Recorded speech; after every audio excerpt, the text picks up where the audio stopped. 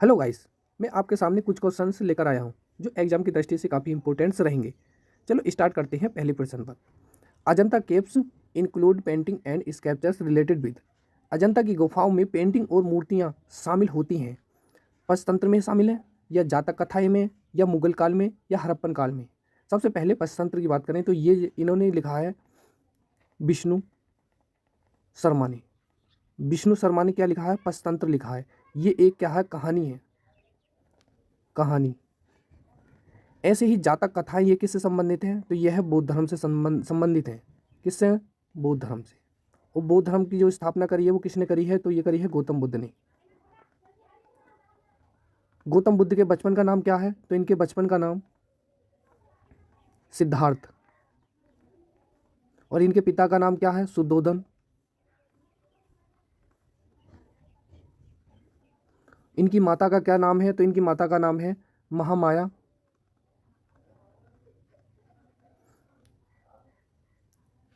बात कर लेते हैं मुगल काल। मुगल काल जो स्टार्ट है फ्रेंड्स, ये पानीपत का जब प्रथम युद्ध हुआ इब्राहिम लोदी और बाबर के बीच, ये करा था 1556 में। यहाँ से स्टार्ट है और माना जाता है मुगल काल 1757। कहने का अर्थ लगभग लगभग कितने? 300 साल वर्ष मुगल काल रहा है। हड़प्पन काल की बात कर लें तो हड़प्पन काल जो है ये एक क्या है? नगरीय सभ्यता है। जो सिंधु घाटी सभ्यता है, सिंधु घाटी सभ्यता, ये कैसी सभ्यता है? ये एक नगरीय सभ्यता है, नगरीय सभ्यता। तो इसका सही आंसर है जातक कथाएं। B is the correct option. अगला प्रश्न है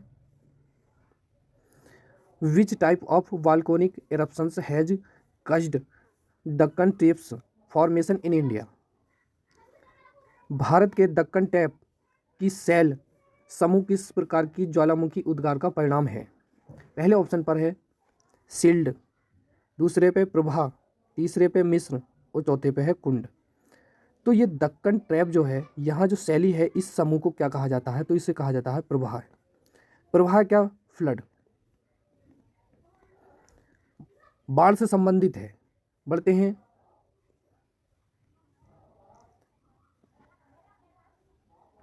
batholith are landform created by. Batholith dash द्वारा निर्मित लैंडफॉर्म है। पहला ऑप्शन है भूजल, दूसरा है फ्लूइड एक्शन, तीसरा है हिमनद और चौथा है ज्वालामुखी गतिविधियाँ। बैथोलिथ क्या होता है? ये एक ज्वालामुखी है। ये क्या है? सरफेस है। और यहाँ ये क्या है जी? ये ज्वालामुखी। इस तरीके ये जो क्रस्ट होता है ऊपर वाला, ज्वालामुखी का जो जितना भी मलबा होता है सब आग के रूप में निकल जाता है ऊपर, और यहाँ क्या है? लावा निकल जाता है। तो इस पर ही यदि कुछ कुछ ज्वालामुखी जो नहीं फटती हैं उसके क्या करते हैं? यहाँ ये कोई ज्वालामुखी है, ज्वालामुखी, तो यहाँ पे जो है क्या करता है? यहाँ पे ये क्या है? गड्ढा है। यहाँ ये ऊपर थोड़े, ये ऊपर इस तरीके के बन जाते हैं। ये धरती क्या होती है? हल्की सी क्या हो जाती है? ऊपर ऊपर उथल जाती है। तो इसको कहा जाता है बैथोलिथ।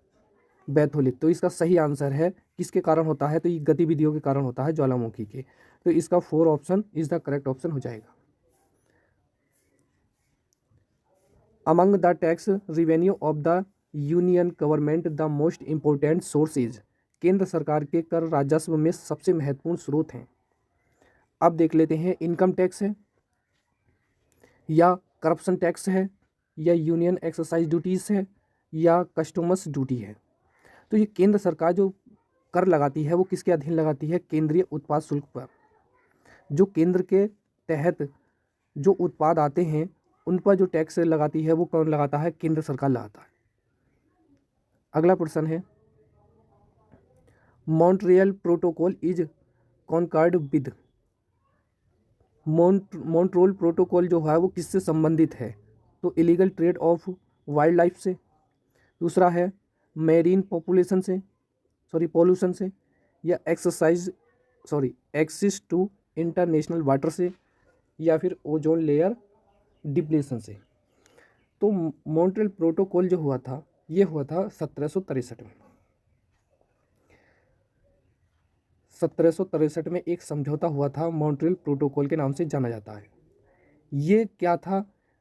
ये ओजोन लेयर को हटाना था, ओजोन परत की कमी को दर्शाना। जैसे फ्रेंड्स ये सूर्य है,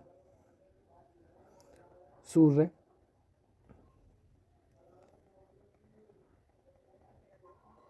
ये क्या है? ये सूर्य हमें क्या देता है? ताप देता है या प्रकाश देता है। तो यहाँ से जो प्रकाश आता है, हम तक जो प्रकाश पहुँचता है, यानी कहाँ तक? ये पृथ्वी तक, पृथ्वी पर। तो ये जो है यहाँ ये सब क्या है? वायुमंडल है। ये क्या है? वायुमंडल। तो वायुमंडल के अंदर जो है ये कुछ परतें होती हैं। पहले नंबर पर यहाँ परत होती है क्षोभ मंडल की, फिर आती है समताप मंडल की, फिर उसके बाद आती है मध्यमंडल की, उसके बाद आती है आयन मंडल की, फिर ओजोन परत की, फिर आ जाती है बाह्य मंडल की। तो ये जो ओजोन परत है, जो सूर्य से जो किरणें आती हैं तीव्र गति से, जो तेज रूप में आती हैं, उनको जो ये जो लेयर है उसको रोकने का काम करती है।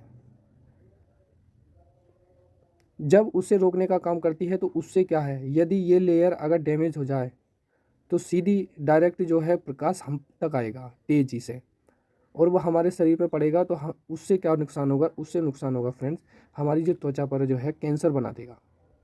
तो इससे कैंसर होने का खतरा अधिक होगा। तो इसका जो सही ऑप्शन है तो D is the correct option बन जाएगा। A citizen of India who hold any office of profit या trust under the state cannot accept any title from any foreign state without the consent of the। ये क्या है? भारत का एक नागरिक जो राज्य के अधीन लाभ या विश्वास का कोई भी कार्यालय रखता है, देश की सहमति के बिना भी किसी भी विदेशी राज्य से क्या कर सकता है? तो ये कर सकता है, कोई भी शीर्ष स्वीकार नहीं कर सकता। पहले ऑप्शन पर है मंत्रिपरिषद, दूसरे पे है लोकसभा अध्यक्ष, और चौथे पे प्रधानमंत्री, और लास्ट में है राष्ट्रपति। तो ये क्या है? सबके सब किस पे अधीन होता है? राष्ट्रपति की सहमति पर। कोई भी बिल है जब लोग अंतिम राष्ट्रपति इस पे साइन नहीं कर देता तब तक ये कोई भी कानून नहीं बनता है। तो इसका जो सही आंसर बन जाएगा तो D is the correct option बन जाएगा। ए सीनियर कांग्रेस लीडर, ऐसा कौन सा कांग्रेस का लीडर है कि जिसने who hold the Quit India Movement misguided and detrimental to India's long term interest was Tej Bahadur Sapru, या जयप्रकाश नारायण, या सी राजगोपालाचारी, या जेबी कृपलानी। एक वरिष्ठ नेता ऐसा कौन सा है जिन्होंने भारत छोड़ो आंदोलन को भारत के दीर्घकालीन यानी अधिक समय तक के लिए भ्रामक और हानिकारक बनाया? ये थे सी राजगोपालाचारी। तो इसका सी इज़ द करेक्ट ऑप्शन हो जाएगा।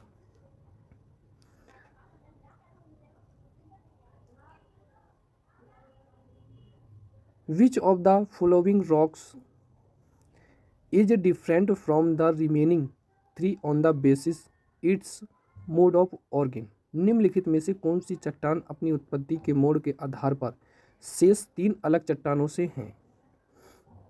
पहला है लाइमस्टोन, ये होता है चूना पत्थर, सैंडस्टोन, और ये सेल और मार्बल।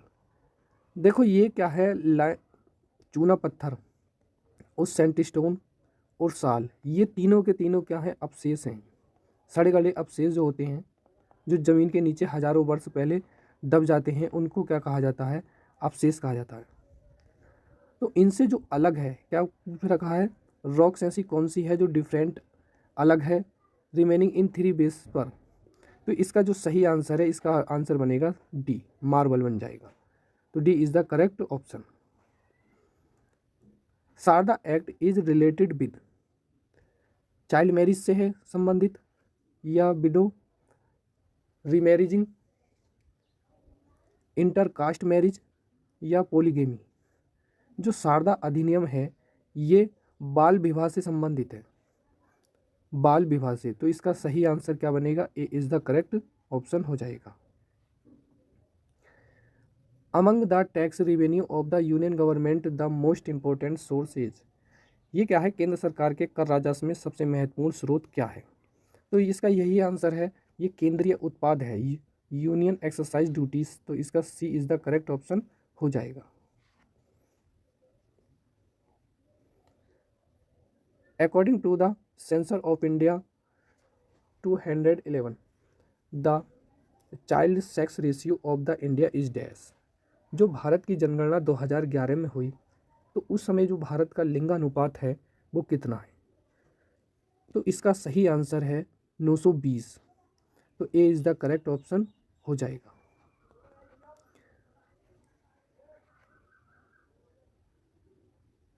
हु फाउंडेड 4 मेथड्स, जो मठ्स हैं इन 4 कॉनकर ऑफ इंडिया, चारों कोनों पर जो मठ हैं उनकी स्थापना किसने करी थी?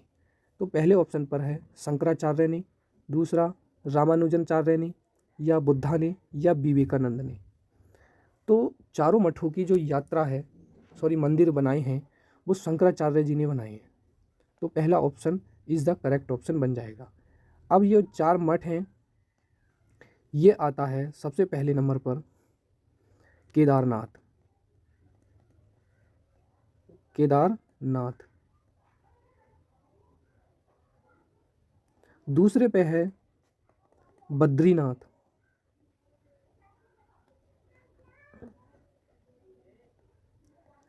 तीसरे पे है श्रृंगेरी, और चौथे पे है द्वारिका। ये चारों कोनों पर ये बौद्ध मठ है, बौद्ध मठ नहीं, मठ हैं, और इन्हीं को ही क्या कहा जाता है, 4 धाम की यात्रा भी कहा जाता है। 4 धाम की यात्रा। बढ़ते हैं अगले प्रश्न पर। A dash is a deep valley with the very steep to strength side the is almost equal in weight at a top and the bottom. एक ऐसी गहरी खाड़ी है जिसमें बहुत खड़ी सीधी गुफाएं हैं, भुजाएं हैं, और यह उससे एकदम क्या है, जो तल की और चौड़ाई के क्या है, बराबर हैं, दोनों ही सीट्स। जैसे ये एक खाई कैसी है, खाड़ी, तो ये वाला स्तंभ और ये वाला स्तंभ बिल्कुल क्या है, एकदम इक्वल है, बराबर हैं, और ये चौड़ाई भी क्या है, इनकी बराबर है। तो इसको जो कहा जाता है, इसको कहा जाता है गॉर्ज कहलाता है, GORGE, गॉर्ज। गॉर्ज के नाम से जाना जाता है ये संकीर्ण रास्ता। ये और ये कैसा होता है, एक वी आकार का ना होकर ये कैसा होता है, एक आयताकार रूप में होता है। तो इसका C is the correct option हो जाएगा। When and where was the Gadar party founded, कब और गदर पार्टी की स्थापना कब और कहाँ हुई? तो पहले ऑप्शन पर अमेरिका 1913 में, इंग्लैंड 1970 में, डेनमार्क 1921 में, या स्कॉटलैंड 1925 में। तो अमेरिका के अंदर अमेरिका में एक क्या है, सैन फ्रांसिसी को, ये एक स्थान है। ये गदर पार्टी की स्थापना कब हुई? 1913 में। किसने करी ही? लाला हरदयाल ने।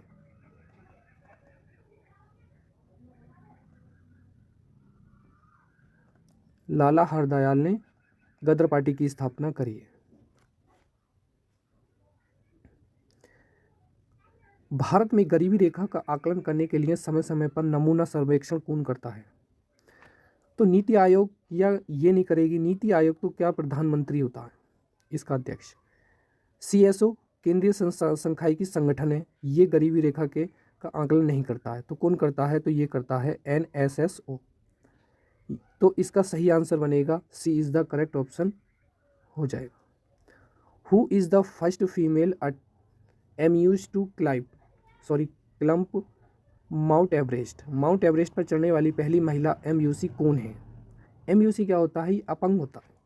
तो अरुणिमा सिन्हा जो है ये क्या ही अपंग है।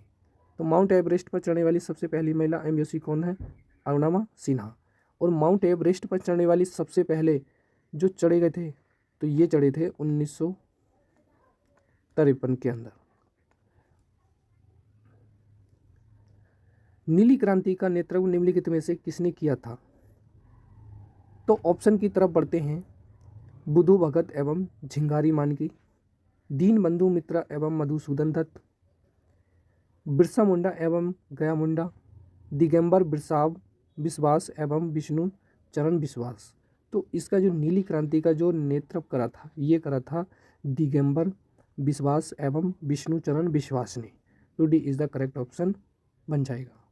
तो दोस्तों आज की वीडियो केवल इतनी ही रहेगी, जल्द ही इससे अगला सेट लेकर आऊँगा। तब तक के लिए धन्यवाद।